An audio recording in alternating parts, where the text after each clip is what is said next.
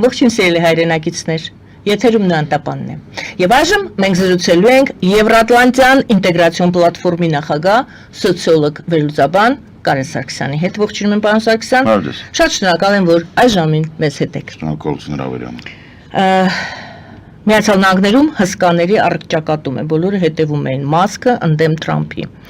Թրամփի խաղաղություն 24 ժամում խոստումը բերեց ռուս-ուկրաինական պատերազմի ել ավելի թեժացմանը։ Խաղաղություն անմենուրեք Թրամփի ասված չբերեց նաև լուծում Իսրայել-Գազա պատերազմում, խաղաղ բնակիչները շարունակում են սպանվել։ Երեկ չինական լրատվամիջոցները հայտնեցին, որ Չինաստանը ակտիվ զինում է Պակիստանին 5-րդ սերնդի բազմաֆունկցիոնալ կործանիչներով, որոնց մի մասը արդեն օգտագործել էր Պակիստանը Հնդկաստանի հետ վերջին բախման ընթացքում։ Ինչ է կատարվում աշխարհում, որտեղ ենք մենք։ Երևի վերջից կանք դա 5-րդ սերունդ, դա այսպես կոչված 5-րդ սերունդն է։ Այսպես կոչված։ Ու Չինաստանը ունի այն, որը որ 5-րդ սերունդ է եւ իր համար դա չի վաճառվում։ Գոյություն ունի մի մոդել, որը արտաքնապես կրկնօրինակում է F-35-ը, բայց որի շարժիչները միևնույնն է Su-27-ի շարժիչներն են, այսինքն ինքը ամբողջությամբ 5-րդ սերունդ չի, ինքը գովազդային արշավի մի մասը։ Սա Պակիստանին տալը ինչ է նշանակում, նշանակում է, որ ակնհայտորեն Պակիստանը սուտ էր խոսում նրա մասին, որ ինքը այս վերջի կոնֆլիկտի ընթացքում առավելություն ուներ Հնդկաստանի նկատմամբ։ Այսինքն, եթե դու ունես առավելություն, եթե քո JF-17-երը, ընդ որում դա այդ JF-17-երը դրանք են, որոնք Ադրբեջանին են ինքը վաճառում, եթե դրանք այդպիսի մեծ առավելություն ունեն Միրաժների եւ Ռաֆալների նկատմամբ, ապա ինչ ես դու հիմա ծեծած շամպես ընկել քուչեքը սրանից նրանից բան կեղծ կործանիչներ հավաքում, որ բան չի ակնհայտ է, որ Պակիստանի բավականին լուրջ հարված էր հասցվել, բացի դրանից Պակիստանում հիմա բելուջների ապստամբություն է, դա տարածքը ազգա իրանական ցակում ունեցող ազգա, հնդեվրոպական իրանական ցակում ունեն, իրանք ապրում են թե Պարսկաստանի արևելքում, հետևաբար նաև Պակիստանի արևմուտքում, իրենք ապստամբել են, փակել են ճանապարհները եւ մեծ հաշվով Բելուջիստանը այդ առանձին որպես նահանգ չի ենթարկվում Պակիստանի գլխավոր իշխանություններին Իսլամաբադում։ Սա ակնհայտորեն բերում է նաև հավելյալ խնդիրների Պակիստանի ներսում, ինչը ակնհայտորեն թույլ է տալիս ենթադրել, որ Չինաստանի խառնվելը Պակիստանի օգտին բացառապես իր սեփական անվտանգության եւ սահմանների հարցի լուծումն է, որովհետեւ Պակիստանին ջախջախած Հնդկաստանը արդեն բավականին լուրջ հակառակորդ է։ Թե բնակչությունով, թե տեխնոլոգիական զարգացումով պետք է հասկանալ, որ այս երկու հսկաները Չինաստանը եւ Հնդկաստանը նոր են մտնում կոնֆլիկտի այն փուլ, որի ավարտը դեռևս չի երևում եւ նույնիսկ ընթացքը չի երևում։ Մենք դեռևս գիտենք, որ Եվրամիությունը Հնդկաստանին հռչակել է որպես գլխավոր ռազմավարական գործընկեր եւ այս Հայաստանով անցնող ճանապարհը հենց դրա նշանակություն ունի, որ Եվրամիության հետ ուղիղ կապ ունենա առանց թուրքական ազդեցության այդ ճանապարհի վրա, սա շատ կարեւոր է։ Հնդկաստանը չի ուզում լինի ոչ այդ ճանապարհին մասնակցի ոչ Պակիստանը, ոչ Թուրքիան, ոչ Ադրբեջանը, հենց այդ է պատճառը, որ Սյունիքի խաշմերուկը Հնդկաստանը թաղողներից մեկն է, էլի, որ ոչ մի խաշմերուկ չի կարող լինի։ Սյունիքը աշխատում է բացառապես Եվրամիություն Հնդկաստան ճանապարհի վրա։ Բարձրանանք մի փոքր բան, Գազայում պարզ ակնհայտ է, որ բացի նրանից, որ Նետանյահուի դեմ քրեական գործեր արդեն մտել են դատարան եւ ընթացքում են եւ Նետանյահուին հրավիրում են դատարան եւ ինքը ստիպված արդեն որպես մեղադրյալ հանդես գալ, սա ակնհայտորեն բերել է նաեւ կառավարության ներսում բավականին լուրջ խնդիրների արմատը այնտեղ է, որ օրթոդոքսալ հրեաները չեն ցանկանում ծառայել բանակում, իսկ դա բավականին մեծ մասն է բնակչության, միևնույն ժամանակ իրանք բավականին մեծ բյուջե են ստանում պետությունից եւ սա առաջացնում է դժգոհություն հասարակության ներսում, բացի դրանից դա ակնհայտորեն 10 երեխա ունեն, պատկերացրեք ինչքան առողջ առողջ տղամարդ ուղղակի ոչինչ չի անում եւ որոցի կերպ չի մասնակցում երկրի անվտանգությանը։ Սա բերել է հիմա արդեն գնում են բանակցություններ կուսակցությունների ներսում, որտեղ այնտեղ կոալիցիոն կուսակցություն է, այնտեղ միայն Նետանյահուի կուսակցությունը չի։ Եվ սրա հետ մեկտեղ գլխավոր շտաբի պետի հրաժարականը, որը կապված էր 23 թվականի հոկտեմբերի 7-ի բաց թողումն Շաբակի, այսինքն իրենց գլխավոր հետախուզության պետի փոփոխությունը, որը որ հետևեց նրան, որ Շաբակը սկսեց ուսումնասիրել Նետանյահուի կաբինետում լուրջ կոռուպցիոն գործերը, որոնք կապված էին Կատարի գումարների եւ Գազայի գալացող գումարների մսխման հետ։ Այս ամբողջ ծավալը, որը Իսրայելում կա, ես նորից կրկնում եմ, Իսրայելը շատ արագ տեմպով կրկնում է 11-12 դարի Երուսաղեմի թագավորության ճանապարհը եւ բավականին չեմ ուզում վատայից դուր չի գալի դա, բայց մենք պետք է հասկանանք, որ Իսրայելը այս ճանապարհով գնալով ավելի շուտ գնում է կործանման, քան անվտանգության պահպանման, այսինքն օր առաջ իրանք պետք է ձերբազատվեն թե Նետանյահուից, թե ազգայնական անհիմն ամբիցիաներ ունեցող մարդկանցից, որովհետև այդ տարածաշրջանում խաղաղության միակ երաշխիքը դա երկու պետությունների գոյությունն է։ Եվ Ամերիկայի Միացյալ Նահանգները որքան էլ որ փորձում են ՄԱԿ-ի անվտանգության խորհրդում վետոյի սկզբունքներով կասեցնել այդ գործընթացը, միևնույն է, որից մի օր դա ի վերջո գալու է առաջ, չես կարող դու ՄԱԿ-ի որոշումը, որտեղ պետք է լինի երկու պետություն, քո միակ տարբերակը այդ ճանապարհով գնալն է, չես կարող էթնիկ զտում անել, չես կարող ցեղասպանություն անել եւ դա անցնի։ Այսինքն հիմա ուժային կարողանում են, հա, ասենք, չգիտեմ, արևմտյան ափում բերում են ինչ-որ բնակավայրեր են դնում, իսրայելական հրեաներին են բնակեցնում արաբների մեջ, բայց այդ հոկտեմբերի 23 թվականի հոկտեմբերի 7-ի վերլուծությունները հենց անմիջապես հոկտեմբերի մի քանի օր հետո որ եղավ, ես ուշադիր նայում էի Իսրայելի ռազմական եւ հետախուզության գործիչները ասում էին, որ հիմնական պատճառը բաց թողմանն էր, որ արևմտյան ափում նոր ստեղծված բնակավայրերը հրեաներով բնակեցված պաշտպանված չեն եւ մենք ստիպված էինք սահմաններից հանել զորքերը, որ իրենց շրջանաձև պաշտպանություն ապահովեն այդ բանին, այսինքն Նետանյահուն այսպես թե այնպես մեղավոր է, թե բաց է թողել հարվածը, թե հետախուզությունը չի աշխատել, թե նրա պատճառով, որ իր հրամանով նոր բնակավայրեր են ստեղծվում, որոնք որևէ կերպ պաշտպանված չեն, իրենք ստիպված է այնտեղ առաջնագծից փաստորեն ստիպված էր հանել։ Սա ասենց, հիմա անդրադառնում ձեր հարցի առաջի մասին, մեծն հսկաների ոնց ասցիք հսկաների արճակատում պետք է հիշեմ երջանկայի շտակ Արմեն Հովհաննիսյանին իր սիրած թեմաներ ինքը ասում էր սպասի տես 6 ամիս սպասի մասկն ու Տրամպը կռվել են երկու նարցիս միտեղ չեն կարող գնան կարող ձեզ մոտ էլ եթերներում ասե իր ազատարար բլոգում էլ կա տենց որ փորփրեք շատ ենք խոսել դրա մասին ակնհայտ էր որ այս երկու նարցիսները երկու իգոները հնարավոր չի որ իրանք յոլա գնային բայց ոչ մեկ չէր պատկերացնում որ անմիջապես դուրս գալուց հետո գոտկատեղից ներքև հարվածներ կսկսեն հասցնել իրար էլ ես պատկերացնում եմ որ մասկը դե դուրս կգա մի քիչ կմրթմրթա հետո կասի որ դե լավ ես գնացի բիզնեսով զբաղվեմ օրինակ ես դες այլևս չեմ ֆինանսավորի 26 թվականի կոնգրեսի ընտրություններին ինչ տրամաբանական կլիներ որովհետև տենց ինչ-որ գործերը այդքան լավ չէր եւ ինքը իրան վտարեցին որովհետև ինքը դարձել էր տոքսիկ որովհետև ըստ պաշտոնական տվյալների ու թմրադեղերի օգտագործման չափ ու սահմանը չէր ճանաչում այսինքն շատ հաճախ իր վարքը պայմանավորված էր նրանով որ բժիշկների կողմից դուրս գրված դեղերի չափերը դեղաչափերը ինքը զգալիորեն գերազանցում էր դրա համար այտենց իրանք բաներ թույլ տալիս որոնք որ մեծ հաշվով ստապ վիճակում հնարավոր չի պատկերացնել որ կանի կամ դա ներ Միացյալ Նահանգների ներ ամերիկյան խնդրեմ է թե դա դուք կարծում եք ես ասեմ Տեսլան միջազգային է չէ Տեսլան միջազգային ընկերությունն է որ ամբողջ աշխարհում տնտեսական ցուցանիշներով տապալվեց այսինքն դա ակնհայտորեն ներ ամերիկյան չի որովհետև տեսեք դուք ճիշտ նկատեցիք, այդ ստերի տարափը, որ Oval Office-ից դուրս էր գալիս, Թրամփը հələ չմտած, որ ինքը ասում էր 24 ժամում Ուկրաինան կանգնացնի, մենք այս գլխից ասում ենք, որ դա հնարավոր չի, ասենք դա հիմարություն է, ոչ թե հնարավոր չի, որովհետև չի ստացվի, չեն թողել, դա հիմարություն է,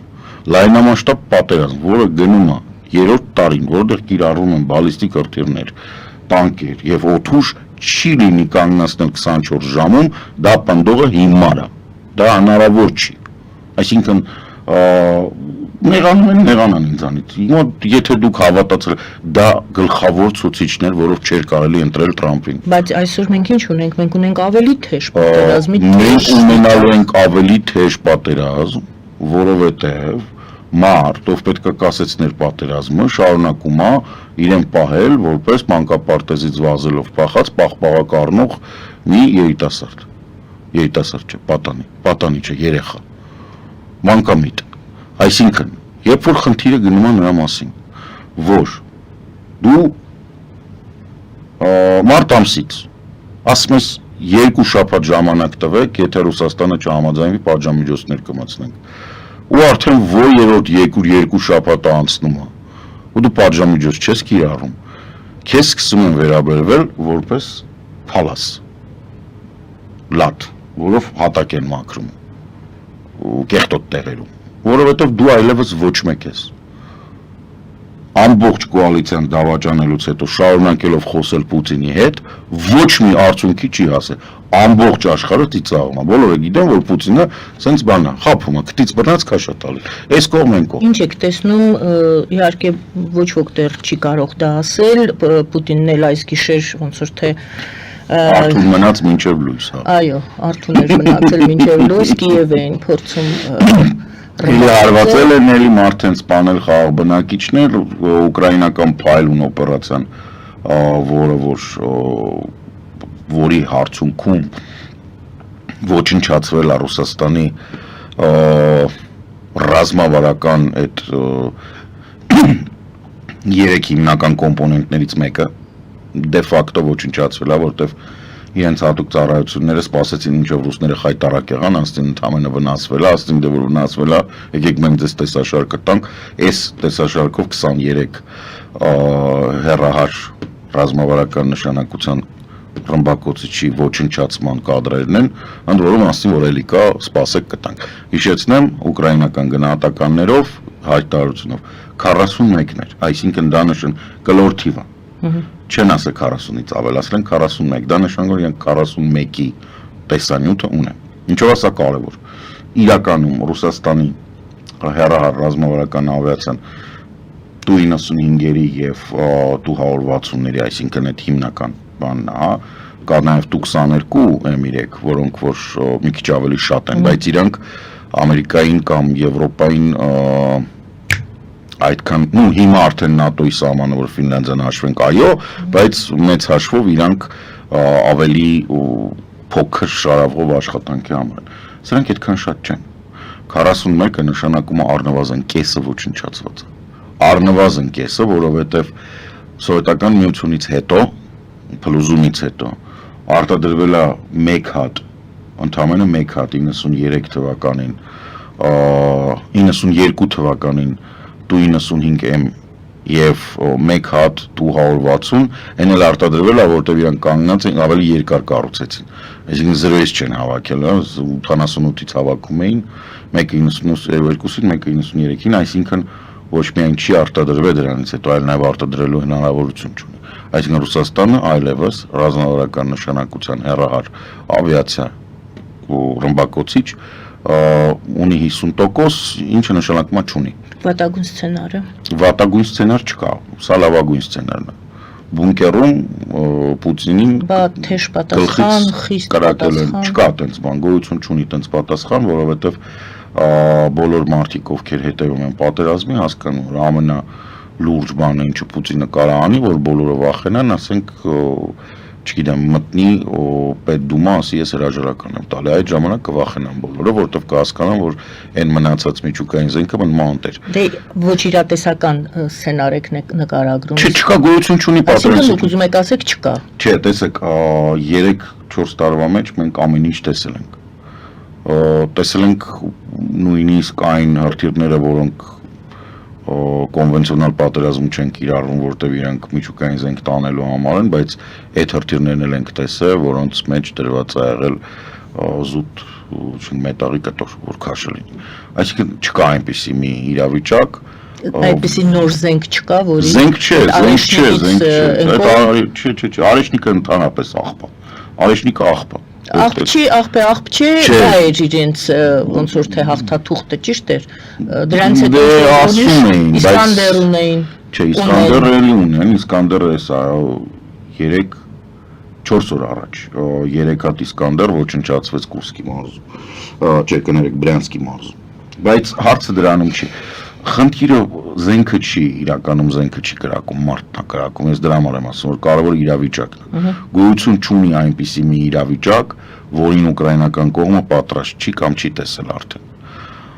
Ուկրաինան տեսել է ռուսական զորքերը Գոստոմելում եւ Բուչայում, եւ սա ոչ միայն ցեղասպանության մասն եմ ասում, այլ նաեւ Կիևին շատ մոտիկ, դա 17-18 կիլոմետրի մասն է խոսքը գնում, սրանից ավելի վտանգավոր բան հնարավոր չի, դրանից ավելի վտանգավոր մենք էլ ռուսական զորքերը Կիևում, որը որ չի լինելու, որովհետեւ պատերազմը երկար է շարունակվելու։ Պատերազմը Այս վերջին հարցնում եմ ես։ Այս վերջին, հարցնում եմ այս վերջին բանակցությունների արդյունքը, կարծես թե զուտ մարդասիրական կարելի ասել։ Արդյունք չի եղել։ Դա հումանիտար ոնց որ դա ասենք նորմալ է։ Վիրավորներին տեղափոխեցին։ Շատ կարևոր է, որ 6000 բան դի փոխանցելու թեմայով Ռուսաստան թակարդն անգել, որտեղ ինքը պաշտոնապես ընդունել է ընդամենը 5700 զոհ այս պատերազմում։ Ռուսական կողմը ունի պաշտոնապես, ռուսական կողմը այլ թիվ չի հրապարակել 5700։ Դե հիմա պատկերացրեք, որ Ռուսաստանից գալիս է տեղեկություն, որ 6000 դի ուկրաինացիք են տալիս։ Իսկ ուկրաինացիք կարող են տալ միայն այն պարագայում, եթե ռուսական զորքերը եղել են եւ նահանջել են, որտեղ հակառակ դեպքում ոնց որ եթե դու հարցակվում ես ու քո զորքը զոհա տալիս, այդ դիերը քո տարածքում են, հետո դու պետք է տաս։ Սա նշանակում է ինչ-որ նահանջելու բան։ Նահանջելու թեմաները այդքան շատ չեն։ Ուղղակի 2 տարի չեն պահել։ Խնդիրը նրանում է, որ Ռուսաստանը չունի տարբերակ Ուկրաինային թելադրի իր ցանկությունները։ Դրա համար է մեծիցքին եկել եւ դրա համար չէին գնացել Վատիկան, այլ գնացել էին Պոլս։ Որտեղ Պոլսում բանակցությունները անցնում են Պուտինի լավագույն ընկեր Էրդողանի դրոշի տակ, որը ոչ մի պատասխանատվություն չի կրում, որպես կողմ, որպես միջնորդի ներկայացուցիչ կամ պլատֆորմի ներկայացուցիչ, արտաքին ներկայացուցիչ նստած է եղել Ֆիդան։ Ֆիդան ով է համաշխարհային բանի մեջ, ոչ մեկ, Թուրքիայի արտգործնախարար, ոչ մի առանձնապես բան։ Վատիկանում եթե լիներ խոսակցություն, այս մեմորանդումը Մեդինսկու տված արդեն պարզ է, չէ՞, դա կարդացել եք երևի թե, դե չգիտեմ, կարող է դիտորներ չեն կարդացել, խայտառակություն է։ Ռուսաստանը պահանջել է, որպեսզի Ուկրաինան դուրս գա բոլոր այն մարզերից, որոնք ինքը հայտարարել է, որ Իրանն է, այն չի գրավել, բայց ասում դուրս պետք է գաք։ Ու բանից, շփման գծից եւ սահմանից ուկրաինական զորքերը պետք է հետ քաշվեն։ Բացի դրանից, Ռուսաստանը պահանջել է, որ ՆԱՏՕ-ն չընդունի Վրաստանին եւ Մոլդովային, բացի դրանից պահանջել է, որ այդ թղթի տակ ստորագրեն ԱՄՆ-ն, Բրիտանիան եւ Ֆրանսիան։ Այսինքն սա բացահայտ հիմարություն է, մի հիմարն էլ ընդեղ անստած Կրեմլում չունի, դա վաղուց գիտեինք։ Ես ուղղակի զարմանում դրա հետ ոնց կարելի է խոսել։ Զարմանում նաև Նիկոլ Փաշինյանի ենթադրում եք, որ նման պահանջներ չէին կարող ընդունվել։ Ոչ միայն նման պահանջներ չէին կարող ընդունել, դա ես չգիտեմ ինչ տեսակի ծանր թմրադեղերի տակ պետք է նստածել մարդ, որ տենց բան անի։ Այսինքն հատուկ գնացել են տապալելու բանակցությունները, դա այդպես կարելի է գնահատել։ Ես ենթադրում եմ, որ Մեդինսկին իրոք հավատում է, որ այդ հնարավոր է ինչ-որ մեկը ստորագրի։ Չէ, ինքը իրոք հավատում է, որ Ռուսաստանը դրան մենակ կարող է համաձայնվի։ Այսինքն Ռուսաստանի վերնախավը, այն ինչ որ կարելի է կոչել այդ ալկոհոլիկների մեջ վերնախավ, իրանք իրոք մտածում են, որ դա է լուծումը։ Այսինքն Ստամբուլը ցույց տվեց, Ստամբուլում այդ բանակցությունները ցույց տվեցին, որ կողմերը սարսափելի հեռու են ոչ միայն խաղաղությունից, այլ ուղիղ բանակցություններից անգամ։ առարկայական բանակցություններից, ինչ որ արդյունավետ գոնե մի կետում համաձայնություն գալուց։ Այսինքն պատերազմը շարունակվելու է։ Դրա մասին կարելի է հայտարարել այդ ինչ որ դուք ասեցիք, կարելի է հայտարարել այն պահին, երբ իրանք հրաժարվեցին գնալ Վատիկան եւ ասում որ գնում են Պոլս։ Արդեն պարզ էր, որ դեպի ուր են գնում։ Չէ, ակնհայտ է, հասկանում եք, եթե մարդ ցանկանում է խաղաղություն, ինքը չի բանանում, չի ասում, եկեք 2-3 օրով խաղաղություն անենք, որ դիակները հավաքենք մարտի դաշտից։ Այդպես չի լինում։ Դու տենց խաղաղության չես գնում։ Այս ընթացքում հիմա նայում ենք Ռուսաստան-Հայաստան, Մատվիենկոն, Վալենտինա Մատվիենկոն է ժամանել Հայաստան եւ ասում են ոնց որ թե մոռացա չեմ գտնում այդ ձևակերպումը Հայաստան-Ռուսաստան հարաբերությունների դե ես վերաձևակերպեմ կամ պարզապես իմաստ ասեմ Հայաստան-Ռուսաստան հարաբերությունները ոնց որ նոր շունչ տալու, նոր այսպես երանգներ տալու միտումով է եկել։ Դրանից միաժամանակ առաջ Լավրովն էր Հայաստանում, եկեք Հայաստան-Ռուսաստան հարաբերությունների մասին այժմ խոսենք, հիշենք, որ վարչապետ Նիկոլ Փաշինյանը զրուցել է հեռախոսով Թուրքիայի նախագահի հետ եւ խոսենք նրա մասին, որ Արարատ Միրզոյանը հայտարարել է, որ Իրանի նախագահն է գալու Հայաստան։ Տարածաշրջանային Վերջի երկուսը ոչ մի կապ չունեն առաջի։ Տարածաշրջանային ես հիմա ասեմ, այդ Լավրովի հայտարարած 3 գումարած 3, Փեզեշկյանի հայտարարած եկեք բոլոր խնդիրները լուծենք տարածաշրջանում եւ Ռուսաստանը արդյոք իրեն տեսնում է տարածաշրջանային խաղացող եւ ինչ է այդ ամբողջը նշանակում Հայաստանի համար։ Ոչ մի բան չի նշանակում, գոյություն չունի ձեր նկարագրած տարածաշրջանը, ինչի մասին ձեզ բազմիցս հայտարարել եմ։ Ձեր եթերներից գոյություն չունի տարածաշրջան 3+3 ընդհանրապես։ Լավրովի այցը Հայաստան պայմանավորված էր նրանով, որ երկար ժամանակ շփում չկար, վարչապետը փոխանակերտական հեծանվազք աներ դեպի Սևան, որոշեց, որ ինքը պետք է մայիսի 9-ին գնա եւ լինի խայտառակ Մոսկվայում, ինչը մեծ հաջողությամբ արեց։ Գնաց եւ եղավ խայտառակ։ Դա Ռուսաստանի կողմից գնահատվեց որպես Հայաստան-Ռուսաստան հարաբերությունների բարելավման հնարավորություն։ Եկավ պարոն Լավրովը ինքը նույն կոկաինաձին։ Եկավ Հայաստան, որպեսզի բացի Սյունիքում բան հիպատոսության բացման մեջ իրան մերժեցին ակնհայտ է, որտեվ նույնիսկ եթե Նիկոլ Փաշինյանը կորցնի կողմնացույցը եւ քարտեզը եւ իր լազերով տաշած 29743 կիլոմետրը քառակուսի միևնույն է Հայաստանում այն իշխանությունները, որոնք բացեցին Ռուսաստանում բացեցին Սյունիքում Ռուսաստանի դեսպանատուն, հռչակվելու են քրեական հանցագործ, որտեղ դա հակասահմանադրական է, որտեղ Ռուսաստանը Հայաստանի թշնամին է, ինչի մասին Մատվիենկոն, Լավրովը, Պուտինը բազմիցս հայտարարել են Բաքվում,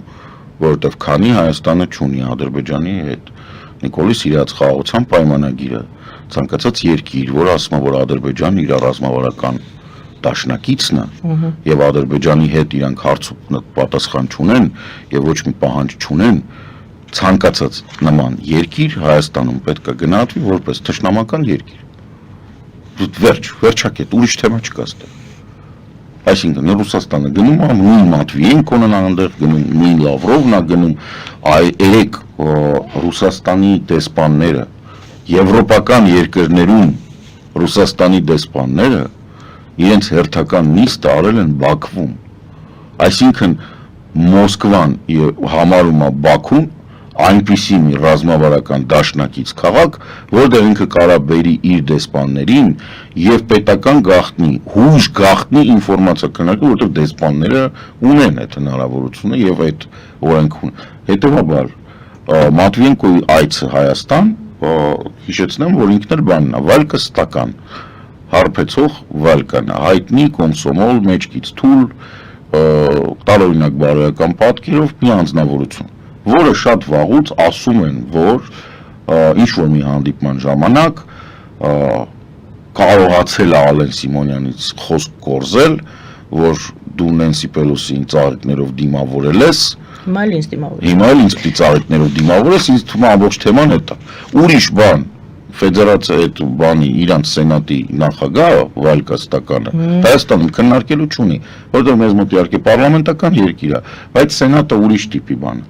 ուրիշ տիպի կառույց է, մենք դրա համարժեքը չունենք։ Ես գտա այդ ձևակերպումը 10 գործակալություններ հայտնել, ուրեմն Մատվիենկոն կայցելի Երևան ռուս-հայկական միջպետական հարաբերություններին նոր լիցք հաղորդելու համար։ Հարցս հետևյալն է, պարզապես ձևակերպումը ներկայացրեցի, ինչ է անում այսօր Ռուսաստանը Հայաստանում։ Ինչ նպատակներ է հետապնդում կամ կապում Ռուսաստանը Հայաստանի հետ։ Հետախուզական դիվերսիոն ցանց է պատրաստում, որպեսզի այն պահին, երբ համարեն, որ դա անհրաժեշտ է, մեջքից խփեն։ Ռուսաստանը բացառապես դա անում, ինքը հերթական ցեղասպանությունն է պատրաստում։ Ուրիշ ոչ ոք չի անում։ Շատ կտրուկ եւ կոշտ Դե ինչ ժամանակն է խոսելու ինչ որ գնահատական տվեցիք։ Հանգիստ ապրում ենք, եկեք ճշմարիտ խոսանք, էլի, քանի կարող ենք, որ բան չլինի, տպավորություն չստեղծվի, որ Հայաստանում ինչ որ մեկի մոտ այդ լեգենդը շարունակի, Ռուսաստանը թշնամական պետություն է։ Ռուսաստանի այսօրվա իշխանությունները ռազմական անձնագործն են, ընդ որում մանկապիղծ։ Տեսեք, դուք հիշատակեցիք, որ Բաքվում Բայրամովի գլխավորությամբ գնում է այդ Բայրամովիչի Բայրամովն է այնտեղ նստած։ Բայրամովը նստած է, բայց դա Ռուսաստանի արտաքին գործերի նախարարության Բաքվի հետ միասին շատերը գնահատեցին դա որպես հակաեվրոպական, Եվրոպայի դեմ ուղղված, այսպես ժողով։ Նրանք ոնց որ հավաքվել են ամբողջ եվրոպական երկրների Ռուսաստանի դեսպանները Բաքվում, որպեսի իթիվս իհարկե այլ իրենց խնդիրների հակաեվրոպական գնահատեցին։ 22 թվականին Ուկրաինայում լավ անեկդոտ առաջացավ։ Երկու ընկեր խոսում են հեռախոսով, մեկը ասում է, բա ինչ կա, դե ասում է չես հավատա, բանը Ռուսաստանը ՆԱՏՕ-ի հետ կռիվ է տալիս, ասում է ու դե այդ 22 թիվներ, ասում է դե արդեն 60,000 կորուստ ունի, ասում է բա ՆԱՏՕ-ն, ասում է դե չես ՆԱՏՕ-ն հələ չի եկել։ Հիմա Ռուսաստանը Ադրբեջանում հակաեվրոպական ինչ ուզես կարա անի։ Ես դրա համար ասում, գոյություն չունի այդ ձեր նկարագրած տարածաշրջանը, նմանա բան, այլ է Արմենի սիրած խոսքերից, համախոհների տերարիում։ Իրանք իրանց հետ կարան այնտեղ նստեն, ինչ ուզեն անեն։ Ոչ կապ չունի Եվրոպայի հետ։ Եվրոպան լրիվ միևնույն է, ասենց ասեմ։ Մեր մոտ հիմա ինչ անդամ, մեր մոտ ասենք նորդիկ բալտիկ երկրների արտգործնախարարությունների պետական քարտուղարներն են այդտեղ, որոնք գլխավոր քարտուղարները, որը ասեմ, որ սա 6 ամսվա մեջ երկրորդ նմանատիպ նորդիկ բալտիկ երկրներից երկրորդ շատ մեծ այցելությունն է, կներեք, սա շատ մեծ այցելությունն է Հայաստան, որը նշանակում է Հայաստանը ամբողջությամբ կարողանում է ինտեգրվել եւ այդ երկրների կշիռը դա 8 երկիր է, իրանց կշիռը եւ թե տնտեսական, թե քաղաքական, թե ռազմական, այնտեղ Շվեդիա կա, Նորվեգիա կա, բան որոնց հետ որ մենք լուրջ բաներ ունենք, հնարավորություններ ունենք ռազմաարդյունաբերության եւ բանակի զորացման տեսանկյունից, գոյություն ունի Լիտվան, Էստոնյան թվայնացման տեսանկյունից, Լիտվան դրոնային այդ լուծումների տեսանկյունից, որոնք որ բավականին մեծ աջակցություն են ցուցաբերում Ուկրաինային, ահռելի նշանակություն ունեցող հարաբերություններ Նորվեգիայի հետ, որոնք որ ազդեցություն ունեն Ադրբեջանի վրա, որտեղ Ադրբեջանում ներդրումներ ունեն եւ միջազգային շուկայում հեղինակություն, միջազգային ասպարեզում հեղինակություն են, բացի դրանից միջազգային շուկայում նաեւ նավթի եւ գազի տեսանկյունից իրանք շատ կարեւոր մատակարարող են Եվրոպայում, օրինակ ասենք, չգիտեմ, ինչ որ Ադրբեջանը մատակարարում է, Նորվեգիան այսպես կարա փակի, եթե մենք լավ հարաբերություններ, դիվանագիտություն լավ հարաբերությունը ստեղծես, ասես գիտես ինչ կա, սրանք ռազմական հանցագործներ են, մանկապիղծ են, գերեզման ոչնչացնող են, եկեղեցի ոչնչացնող են, ամեն օր կրակում են։ Արի ինչ կլինի այդ 5 միլիարդ խորանարդ մետրը, որ քո համար ոչ մի բան է, մի 2 տարի տուր, սրանք դու սովածը կրտան, հետո կերևա ինչ կլինի, էլ։ Այսինքն դա դիվանագիտության շնորհքն է, որ պետքա մերոնք անեն։ Դե իհարկե դա ավտոմատ կնշանակի պետք է հասկանալ, հա, որ Ադրբեջանին նեղելը ինչի են մերոնք տենց վախենում, մերոնք ասած Նիկոլենք այդքան վախենում, որտեվ իրանք լավ գիտակցում են, որ Ադրբեջանը Ռուսաստանի մինյոնն է, դուք անդրադարձաք Փաշինյան Էրդողան խոսակցությանը, ինչը որ լրիվ նորմալ է հարևանների միջև, այնտեղ տոնը։ Ու Փաշինյան զանգել է, դրան նորմալ են վերաբերվում։ Փաշինյան զանգել է, շնորհավորել է եւ որպիսի բալանսը պահի, Էրդողանը շնորհավորել է 26 թվականի գարնան տեղի ունեցող եվրոպական այդ այո գագաթնաժողովը, որը գարնանային սեսիան կանցնի Հայաստանում, աշնանային, եթե չեմ սխալվում, Իռլանդիայում, այսինքն ցենց շուտ Եվրոպայի երկու ամենածերերն։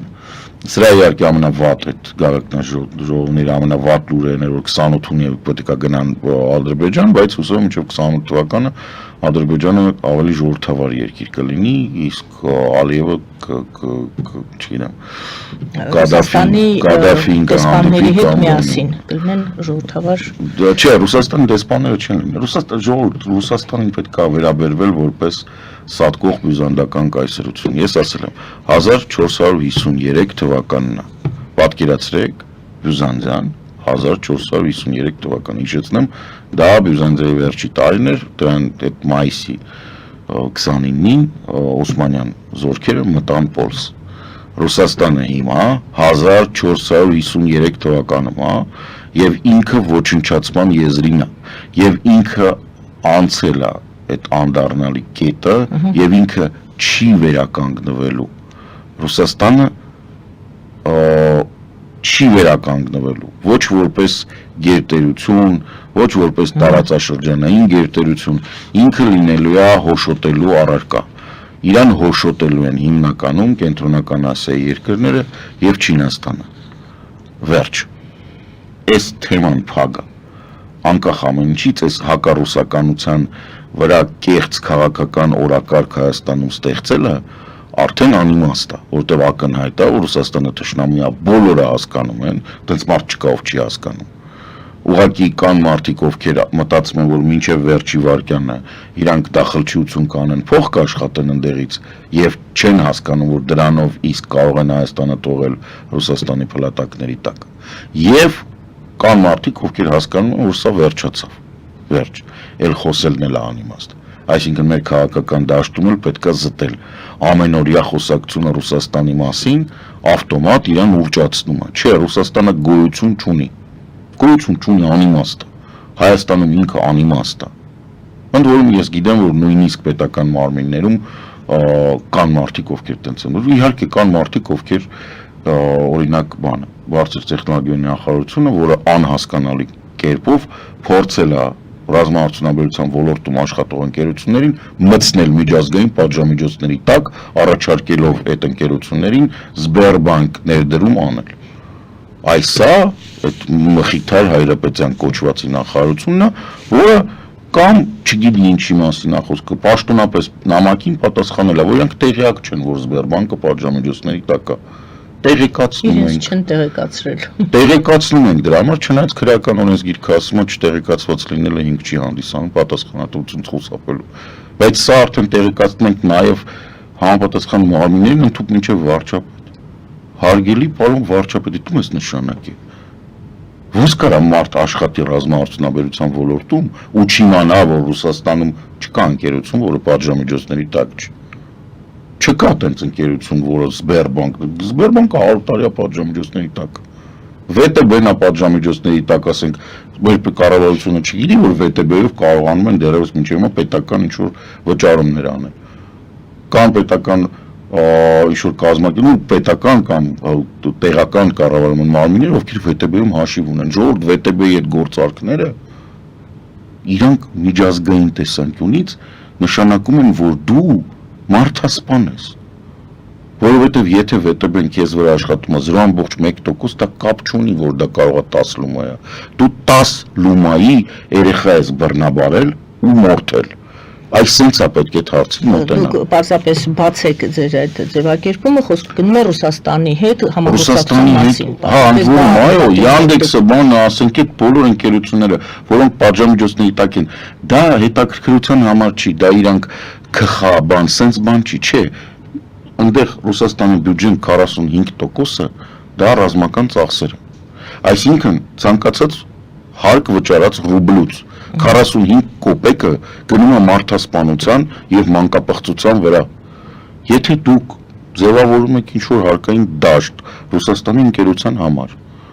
դուք այդքանով մասնակցում եք եւ դառնում եք մանկապիղծ եւ մարտասպան, կան դժվար է։ Գովազդ եմ հատարում եթերում, սիրելի հայրենակիցներ, հեռախոսազանգեր եւս տեսնում եմ, անպայման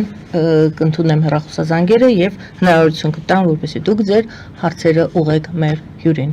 Այժմ գովազդը եթերում։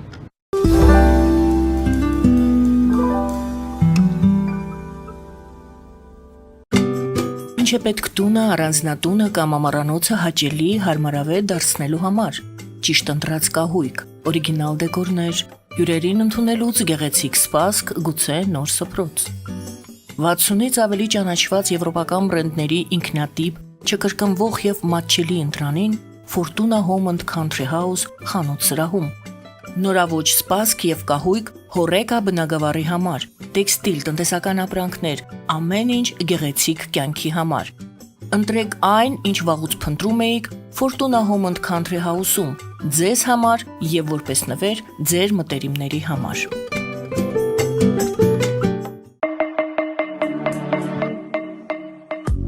Յուրաքանչյուր զարդ գլուխ գործոց է, պատրաստված ամենայն ճշգրտությամբ եւ կրքով, որոնք կընդգծեն ձեր անհատականությունն ու գեղեցկությունը։ Մեր զարդերը պարզապես աքսեսուարներ չեն, այլ սիրո խոստովանություններ, որոնք կդառնան ձեր հիշողությունների խորհրդանիշը։ Դրանք ձեզ կդարձնեն ոճային եւ գրավիչ։ Ձեր պատմությունը սպասում է։ Ֆելիչե ժամանակակից ատամնաբուժական կլինիկա։ Այստեղ հարմարավետությունն ու խնամքն առաջնային են։ Այստեղ կիրառվում են ատամնաբուժական ամենաժամանակակից տեխնոլոգիաներ, ճշգրիտ ախտորոշում, արդյունավետ բուժում, նուրբ փորձառություն եւ անհատական մոտեցում։ Սկսած սովորական մանրուքներից մինչև առաջադեմ ընթացակարգեր, այստեղ դուք գտնվում եք բարձր որակավորում ունեցող եւ փորձառու ատամնաբուժական մասնագետների ձեռքերում։ Մեր բարեկամական եւ հյուրընկալ անձնակազմն այստեղ է յուրաքանչյուր այցը հաճելի դարձնելու համար։ Ֆելիչե, ձեր առողջ եւ ամենաերջանիկ շպիտը սկսվում է այստեղից։ Եկեք եւ բացահայտեք նորարարության, փորձագիտության եւ կարեկցանքի կատարյալ համադրությունը։ Երևան շիփինգ, սենսացիալ ստեղ, հա։ Այո, ճիշտ եք եկել։ Սանդրոցներ Երևան ուղարկելը $2.99 օթանավով։ Այո, Իսկ եթե դոլար ուղարկես, դոլար ստանան։ 1%, հա։ այո, Իսկ որ տանեն տուն հասցնեն, էլի 1%, հա։ 2%։ Երասը ծրի է, էլի։ Ժողովուրդ սենսացիա, ծրի է։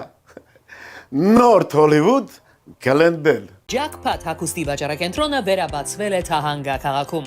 Նոր տեսականի, նոր արժեքներով ու նոր զեղչերով։ Եվրոպական հագուստ եւ կոշկեղեն կանանց, տղամարդկանց եւ երեխաների համար։ Օծանելիք, ճամպրուկներ, պայուսակներ, գիշերանոցներ, գոտիներ եւ դրամապանակներ։ Մեծ ապրանքատեսականի, մեծ զեղչերով։ Համեցեք Jackpot Թահանգայում։ Հասցեն 7057 Foothill Boulevard։ Հեռախոս 818 813 2252։ Jackpot։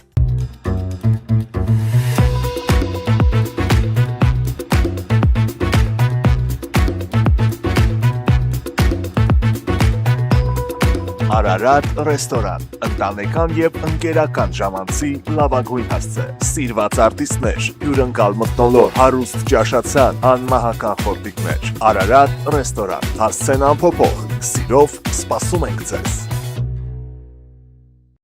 Լավագույն պաղպաղակ, բնական, համեղ եւ մատչելի գներով պաղպաղակը կարող եք ձեռք բերել բոլոր հայկական խանութներում։ Պահանջեք հայկական պաղպաղակ, Թամարա պաղպաղակ։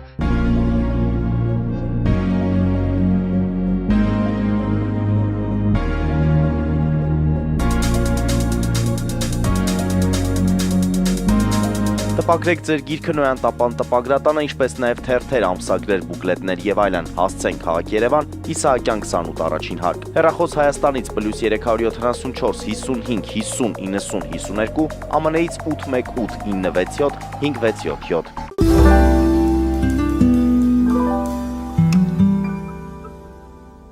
Սիրելի հայրենակիցներ, հիշեցնեմ, որ մենք զրուցում ենք Կարեն Սարգսյանի հետ Եվրատլանտյան ինտեգրացիոն պլատֆորմի նախագահ սոցիոլոգ Վերլուծաբան։ Պարոն Սարգսյան, մեր զրույցի առաջի հատվածի ամենավերջում մենք սկսեցինք խոսել այն մասին, թե ինչ է այսօր կատարվում Հայաստանում ներքաղաքական վիճակը նկատի ունեմ։ Այսպես ձևակերպենք, ես այդպես եմ այս վերջերս ձևակերպում, նախընտրական Հայաստան, ճիշտ է, մինչև ընտրությունները դեռ կա տևական ժամանակ, բայց կարելի է ինչ արդեն կատարվում է գնահատել որպես նախընտրական շրջան, նախընտրական ընդհարումներ, նախընտրական պայքարի, այսպես արտացոլում։ Դե մեկ տարի ամնացել հետ հաշվոր կարակ սկսեք ինչի չէ որ հանգիստ կարելի է։ Տրամաբանական է, որտեղ դե մեծ հաշվով ամբողջ ներքին քաղաքական ընդհանուր առմամբ ներքին քաղաքական կյանքը վերաբերվում է իշխանության պայքարին։ Ուղղակի եթե նոր ընտրությունները վերջացել դա մի քիչ հանգստանում է, կեսից սկսում են ճնշել կառավարությանը, հետո արդեն բարձր նախընտրական է դառնում, կառավարությունը սկսում է տակից դուրս գալ։ Այնց որ հա իհարկե տրամաբանական է։ Սենց ասեմ սխալ չի։ Ինչպես է գնահատում ընթացքը, ինչ ենք տեսնում, ինչ կարող ենք պատմել, ճիշտ է, մեր հայրենակիցները այժմ, ասենք, որոնք Հայաստանից դուրս են բնակվում, այս պահին մեզ դիտում են, մեր հեռուստադիտողները, նրանք ուշ-ուշով հետևում են ինչ է կատարվում Հայաստանում, բայց եթե ձեզ հարցնեն, ինչ է կատարվում Հայաստանում, ինչ կասեք։ Պրոռուսական ուժերը մեռնում են բաննա թափ են տալի իրանք փորձում են մի կերպ վերականգնվել շատ վատավիճակները շատ եւ ստեղծում են տպավորություն որ միակ պրոռուսական ուժը դա Նիկոլն է այսինքն այն ինչ որ պրոռուսական կարա լինի Հայաստանում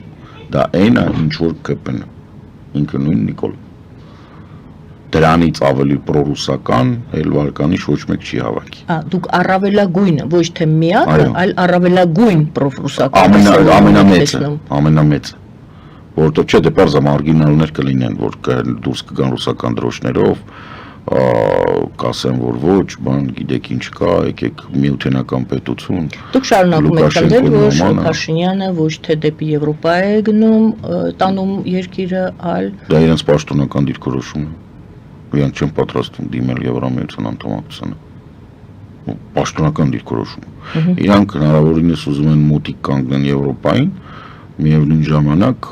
չհեռանան Ռուսաստանից։ Դա տենց չի լինում, ես ասում կմնան Ռուսաստանի փլատակների տակ։ Հնարավոր չի։ Եվ այդ կեղծ ձևակերպումները 3 գումարած 3 էպսիլոնի քառակուսի արմատ խորանարդ հանած սինուս պի կես բալանսավորված ինձ չի թվում որ իրանք ֆիզիկա անցել են բավականաչափ դպրոցում որպեսզի այո ինձ պատմեն թե բալանսը ոնց է լինում որովհետև Հայաստանի բալանսավորված քաղաքականությունը պետք է նշանակի որ բազմիցս ասել եմ օրինակ չգիտեմ ռազմավարական ոլորտները ամբողջությամբ ազգայնականացում հետո կիսվում են Ամերիկայի, Հնդկաստանի, Եվրամիության եւ միգուցե ինչ որ 4-րդ խաղացողի միջև որովհետեւ Ռուսաստանը ներդրում չի կարող անել հիշեցնում եմ Ռուսաստանը գտնում է պատժամիջոցների տակ օրինակ եթե Ռուսաստանի երկաթգծերը որոնք որ 100% հարավ-կովկասյան այսինքն հայկական երկաթգծերի տերն են փորձեն Հայաստան բերեն շատ բան չէ մեկ շարժակազմ լոկոմոտիվ բերողը իրանք Հայաստանի երկաթգծերը կհայտնվեն երկրորդական պատժամիջոցների տակ որովհետև այնինչ կոչվում է պատշիպնիկ Ռուսաստանին վաճառել արգելված եւ չի կարա դա բերեն ուղղակի այդքան բան Ընդունենք հեռախոսազանգ շնորհակալ եմ պատասխանի համար այո լսում ենք ձեզ բարև ձեզ Ալո Բարև ձեզ Բարև ձեզ Ես ուզում ասեմ որ ռուսները մեզ միշտ 2 դար խափում են նոր զարմանում է էլի Հայաստանի ժողովրդի վրա Եթե կարելի հարց հարցի ձևով հա ձևակերպեք Հարցը նա որ Հայաստանում ևէ մի 20%-ն են ոչխար ռուսներին պաշտպանում Քոչարյանն է Սերժ Որ տոկոսն է։ Լավ։ Հարց Հայաստանի դուք թեթև ասեցիք այդ թեմային թեմայով սկսեցիք խոսել, բայց նաև դուք սոցիոլոգ եք, գիտենք բոլորն էլ գիտեն, որ հետևում եք այդ շատ են եկել ուղղակի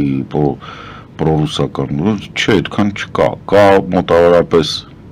30-32%, ինչի մասին որ մենք բազմիցս խոսել ենք, 30-32%-ը պատրաստ են ընտրություն անել եղած քաղաքական ուժերից։ Այս տրամաբանության մեջ որ ես ասեցի, որ ԿՊՆ-ը, հանրապետականն է, դաշնակներն են, Վանեցյանի կուսակցությունը, չգիտեմ, եւ այլն, եղած քաղաքական ուժերից, որոնք եղել են մինչև 22 թվականի փետրվարի 24-ը, այ իրանց մեջ ընտրություն կայացնել պատրաստ են 32%, այդ 32%-ն է, որ ուրիշ բանի կարիք չունի։ Բոլորը պրոռուսական են, այդ ուժերը, որ դուք թվարկեցիք։ Բոլորը պրոռուսական չեն։ Պրոռուսական մեկ ուժի եւ մյուս ուժի միջև է ընտրություն կատարելու։ Այստեղ հիմա հստակեցրեք։ Չէ, խնդիրը դրա մասին չի։ Ես ասում եմ, որ գոյություն ունի 32% բնակչության, ով բավարարված է նրանով, ինչը կա։ Պարտադիր չի, որ նրանք լինեն պրոռուսական։ Այդ ուժերն է պարտադիր չի, որ լինեն պրոռուսական։ Եղածների մեջ կան, որոնք որ գոնե հայտարարում են, որ պրոռուսական չեն։ Օրինակ հանրապետություն կուսակցությունը Արամ Սարգսյանը ինքը պրոռուսական չի, բայց ինքը այդ ցանկի մեջ է։ Այսինքն այդ այն մարդիկ են, ովքեր մինչև 22 թիվը եղած քաղաքական դաշտով բավարարված են, բայց կա, ինչպես հասկանում ենք 68%, որոնցից ակտիվ պատրաստ են մասնակցել մոտավորապես 45-ից մինչև 50%, այն մնացած աբսենտիստներ են չեն մասնակցել, ովքեր նրանով բավարարված չեն։ Եվ այս մարդիկ տարօրինակաբար համընկնում են այն զանգվածի հետ, որոնք ասում են, որ Հայաստանը պետք է գնա եւ ինտեգրվի Եվրատլանտյան տարբեր կառույցներ։ Եվրամիություն, ՆԱՏՕ, հիմնականը դրանք են։ Այսինքն սրա մասին է խոսքը։ Բարձր լինելու են այդ ուժերը։ Հաջորդ հարցը, այո, բարև ձեզ, լսում ենք ձեզ։ Բարև ձեզ Տիկին Արաքելյան, Կարեն ջան, բարև ձեզ, եկաժանակ ձեզ չենք տեսել, ինչ այլոց ցանկանում եմ ուշացումով ցավակցել ձեր լավ ընկեր Արմեն Հովհաննիսյանի համար, նա հաճախ է այցելում նորատապանի եթեր, նա իսկական արևմտամետ է, ի տարբերություն որոշ այլ արևմտամետների, եւ մենք ուշով նրան հետևում ենք, ինչպես նաեւ ձեզ գլենդելից, բայց կուզենայի ձեզ հարց տալ Հնդկաստանի եւ Պակիստանի հետ կապված, դուք ասացիք, որ Պակիստանին ջախջախեց Հնդկաստանը, իմ հարցը ինչու է կարծեմ կարևոր, որովհետեւ մենք զենք ենք առնում Հնդկաստանից, իսկ Ադրբեջանը Պակիստանից, եթե ջախջախեց Պակիստանին Հնդկաստանը, ձեր կարծիքով ինչու Հնդկաստանը այդքան արագ համաձայնվեց հաշտության, որտեղ հիշեցնեմ Պակիստանը տերորիստական ակտ է կատարել ըստ մեղադրանքների Հնդկաստանում, իսկ Հնդկաստանի նախագահ կամ վարչապետը որոշել էր մինչև վերջ գնալ։ Ինչու է դեպքում այդքան արագ կանգ առավ պատերազմը, եթե Պակիստանը ջախջախվել էր։ Շնորհակալություն։ Շնորհակալություն։ Խնդիրը նրանն է, որ Հնդկաստանը կարիք չուներ ինքը իր զինվորներին մտցնել Պակիստանի տարածք։ Այն ռազմավարական նշանակության օբյեկտները, որոնց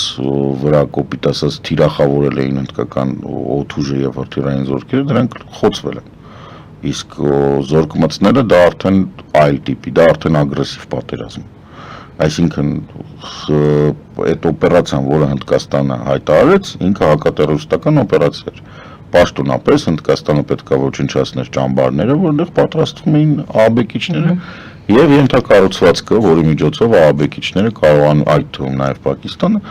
վրանց էին հասնում Հնդկաստանին։ Բոլոր մնացած այդ օդուժի այդ JF-17-ների վերացումը,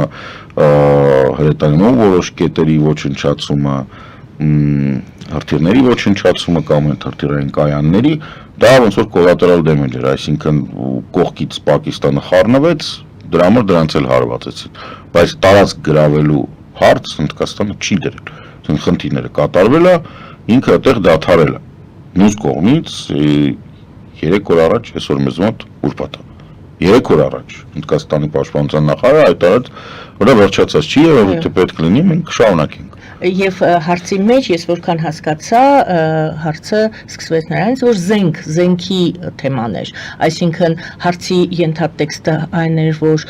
Պակիստանի զենքը ավելի ուժեղ էր դրա համար, կանգնացրեց, Հնդկաստանը չկարողացավ դիմակայել այդ զենքին, հարցը դա էր։ Պակիստանը զենք չի արտադրում, Պակիստանը օգտագործում է հիմնականում չինական եւ ունի հին F-16-եր մինչեւ այն ժամանակները, երբ որ ինքը Ամերիկայի Միացյալ Նահանգների պատժամիջոցների տակ հայտնվեց։ Ինքը ունի նաեւ, ասեմ, ԱՄՆ-ում արտադրված, Պակիստանի համար արտադրված սուպեր կոբրաներ կան, որոնք Արիզոնայում ուղղակի հանձնված են պահպանման, չի գալիս։ 6 հատ սուպեր կոբրա ունեն, մինչև հիմա Պակիստանի թերթերը դրա մասին գրում են, որ ամերիկացիք մեզ խաբեցին։ Պակիստանը ունի F-16 առաջի սերնդի, որ նույնը, որը որ Թուրքիան, եւ իրականում աշխարհում մենակ Թուրքիան եւ Պակիստանն են, որոնք մնացել են այդ մակարդակի այդ դրանց վրա, դրա համար իրանք շատ հաճախ օդուժի բանը զորավարժությունները միասին են անում, խոսակցություն կար, որ 44-ի ժամանակ չնայած F-16-ները թուրքական էին, օդաչուները պակիստանցի էին եւ ես դրան հավատում եմ, որտեղ որպես այդպիսին բոլոր օդաչուները Թուրքիայի իրանք ՆԱՏՕ-ի բանում են, շտեմարանում են գտնվում բազայում եւ ակնհայտորեն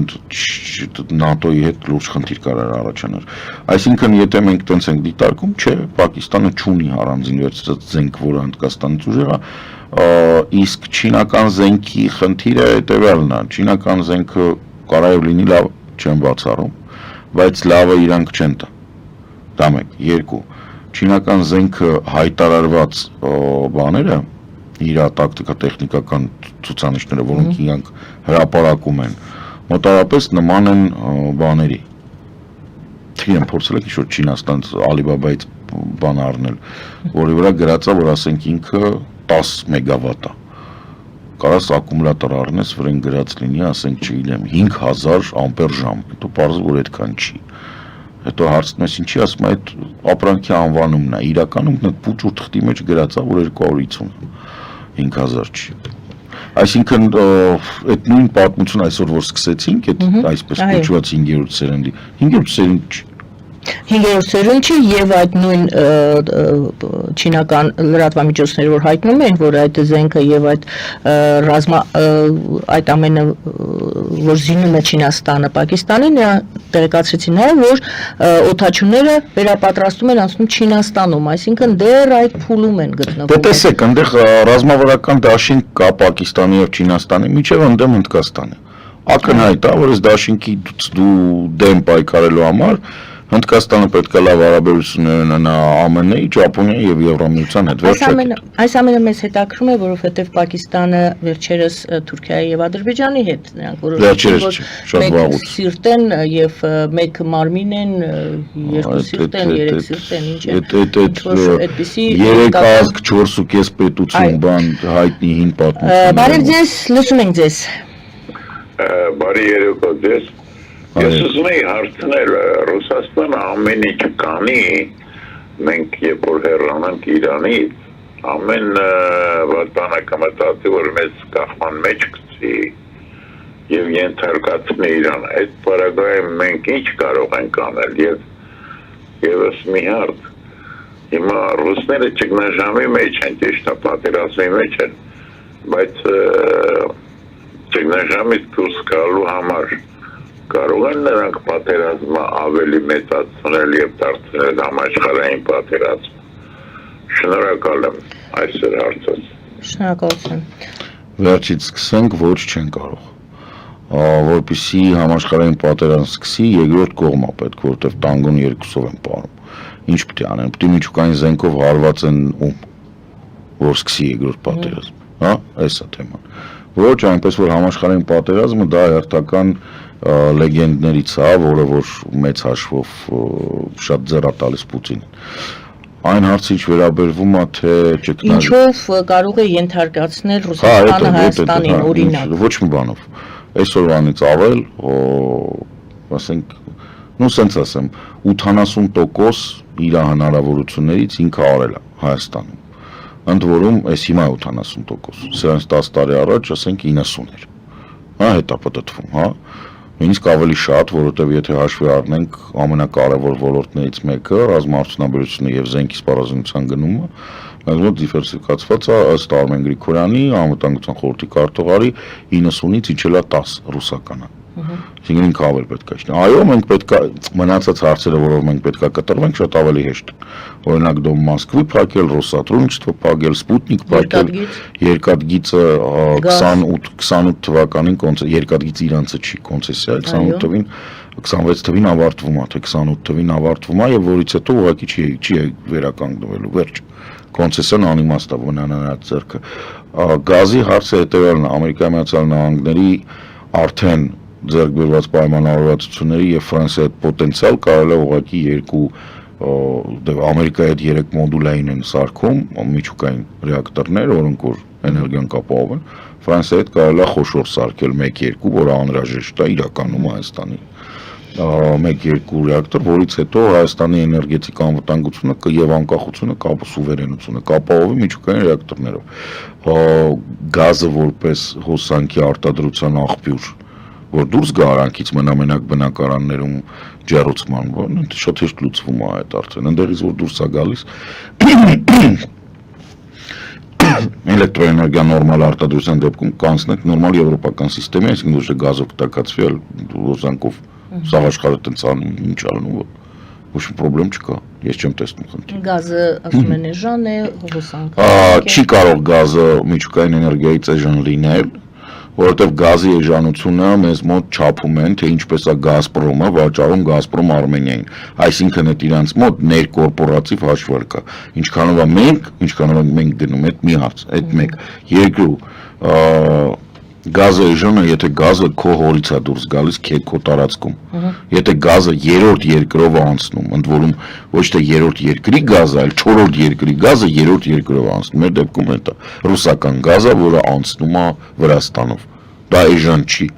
մենք կախվածության մեջ ենք Վրաստանից, Վրաստանի արտաքին քաղաքականությունից, Ռուսաստանից, երկրաշարժերից, չգիտեմ, ժամանակի ոնց որ ինտերնետներ ինչ որ մի տատիկ կարող է բանով մուրճով պատահաբար մալուխը կտրի կամ բանի Չէ, ուժեղ քամուց։ Ուժեղ քամուց։ Ինչ ասես կարա լինի, չէ՞, սենց որ մտածում ես։ Դե բոլոր երկրներում։ Դե իհարկե, բայց ասենք դու պետքա բան անես, դու պետքա հասկանաս ումից ես կախվածության մեջ։ Մեզ ձեռ տվող գազը դա իրանական գազն է, որը որ մեծ հաշվով միանգամից Իրանը արտադրող երկիր է, արտահանող երկիր է, ինքը մտնի Հայաստան, Ռուսաստանի, որ տշենք լավ կլինի, կպայմանավորվենք Եվրոպայի հետ, առանձին գծով Վրաստանով կտանենք Եվրոպա։ Հարցի մեջ կար այդ մշտական Մի հարց է կար այնտեղ։ Չէ, դա էր,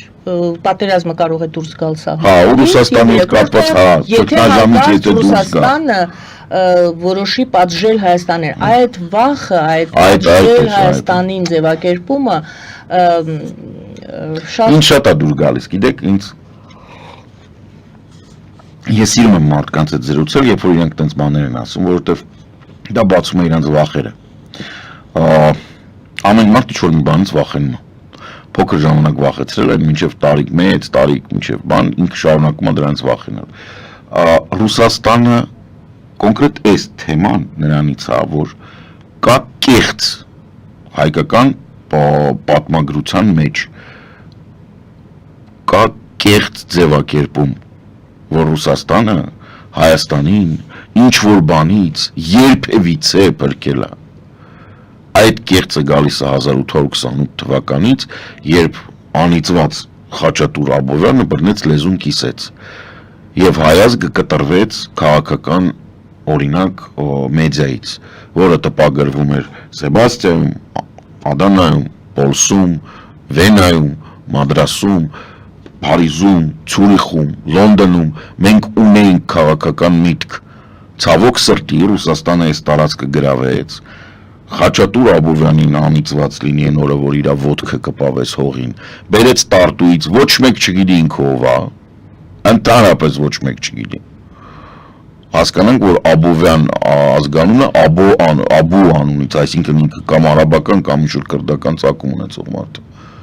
Ինքը բերեց պտտեցին, սարքեցին, լեզուն կտրեցին, եկեղեցին զրկեցին հնարավորությունից երրորդ դասարանից բարձր տալ, թույլ տվեցին բացառապես եկեղեցական դպրոց, որ Աստվածաշունչ կարդան։